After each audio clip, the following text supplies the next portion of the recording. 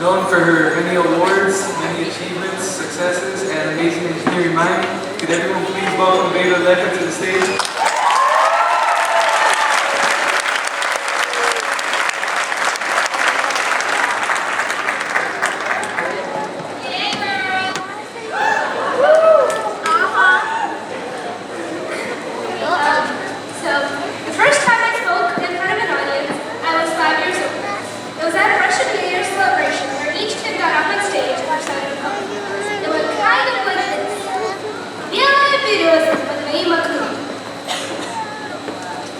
And then I stopped.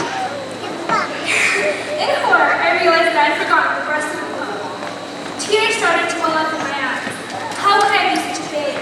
I burst into tears and ran off stage. Today, I'm standing on stage again at my graduation. Next year, I'll be attending college. I'm part of the first of my generation to go to college, following my sister. This is all thanks to my amazing mother. And I see you, and the rest of my family, who moved across the world to America so that we could have the opportunity that they never had to go to college and achieve the career of our dreams. That being said, I can start my speech. That night on stage, I made a huge mistake. However, today, I realized that I believe in mistakes. Without making mistakes, you would have nothing to look forward to. However, the key to making mistakes is not to let them make you give up. High school is the time when we learn to take our first steps on our own. And we start to become independent, and with that comes growing up. Whether it's trying too hard, or not hard enough, or even not sure you are on Wednesday, everybody makes mistakes in high school. They're how we learn to grow. A famous blogger classifies mistakes into 4 different types. Stupid mistakes, which are just extremely dumb things that happen, like stubbing your toe, or stepping on your neighbor's fat cat, or poking yourself in the eye. You can't avoid that. Simple mistakes, which are mistakes that are avoidable, but your sequence of decisions makes it inevitable. Like having the power go out in the middle of your party because you used too many strobe lights, like in Smart. Both of these are an easy fix. Once you recognize the problem, you should be able to avoid similar mistakes. Or in some cases, you realize that no matter what you do, once in a while, you make stupid mistakes. I mean, even I have mistakes.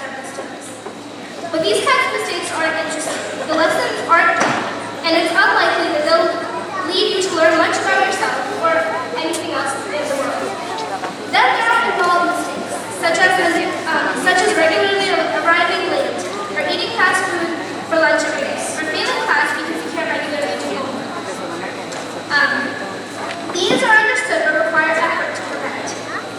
Since change is hard, and we would rather avoid admitting that we made a mistake, we often suffer through the same mistakes again and again instead of making the change that we need to avoid.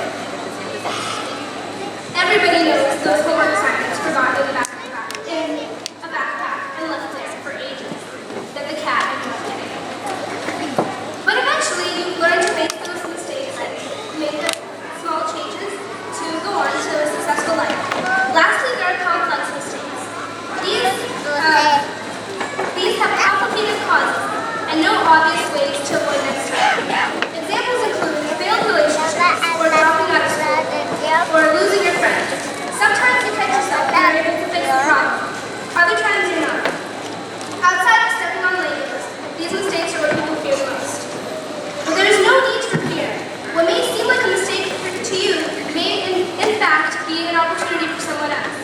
Like that letter that you wrote to the department store because you thought it was not fair for them to throw donuts when children in other countries are starving. That may have seemed like a mistake for you and may have caused you to never get that job.